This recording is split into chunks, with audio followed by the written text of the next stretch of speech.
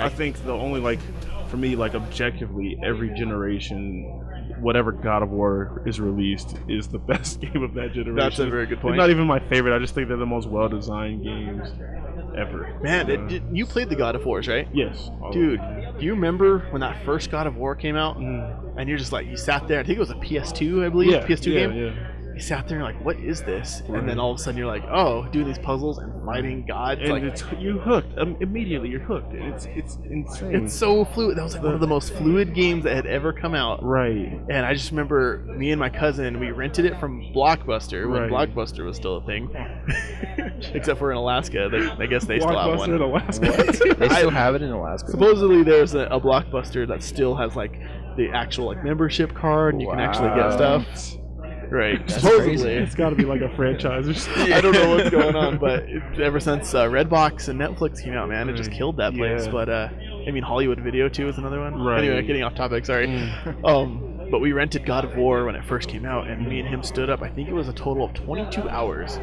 We were like, I don't know, 13 or 14 maybe. Right, yeah. 22 hours and beat that entire game. Jesus, we just played through it. We're like, what is this? The entire time? The entire time. That's crazy. We had a sleepover or whatever, and we did it, and we were just playing it. We'd switch off between puzzles, and if we died too many times, we'd switch off. And, dude, that game was so sick. It's like the first fight with the Hydra, they always do like some big, like a big spectacle at the beginning to show like the scope of the game. So like when you see that Hydra for the first time and you're fighting it within the ship, and it's like, it's nuts. It's nuts. It's just so way over the top. You never see a game play, that cinematically in real time, especially in the PS2 days. Oh yeah. So it was like incredibly revolutionary. I think the only game that came close to that actually was like Kingdom Hearts 2, with like the cinematic battles. Like you'd be doing combat, and then you do the reaction commands. Oh, the quick time. Yeah. Did Kingdom Hearts 2 have quick time events? Kind of. You did reaction commands, and then like it was just you basically mash triangle for it, and some of them you had to pay a little more attention to. Yeah. They did get very dynamic and cinematic within that. But yeah. Then you get all the clones that come out afterwards, and they're not as good. They're not as good.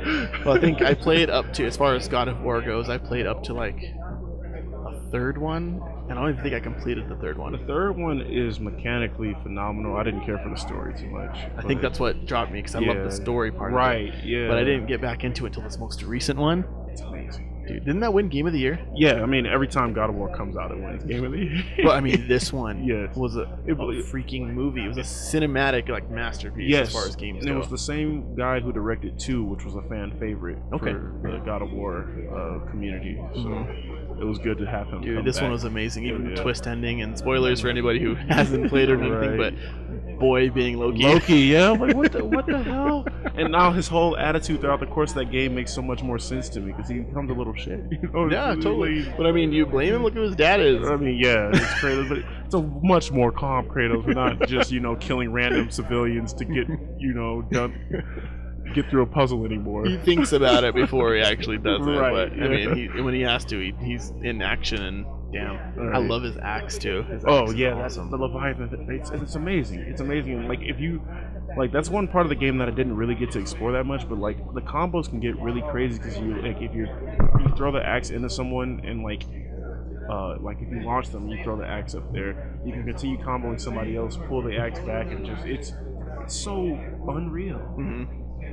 Trying to explain it's not going to do anything. You have to see the visual. Yeah, definitely, and that's the whole point of that game, is because it's just visually so mind-blowing and gorgeous, and you're like, am I watching a movie or playing a game? Which it's just an interactive movie. It completely changed genres too. Like God of War was just an action adventure game, and it switched over to being an RPG title, and it's a good they point. did it really well, and it works. Yeah, it was perfect. Yeah, it's like you can see this beyond all other words. Like it was perfect game. Like definitely 10 out of 10. So 10 out of 10. 10 out of 10. Or 0 out of 1. I don't know. That's a joke.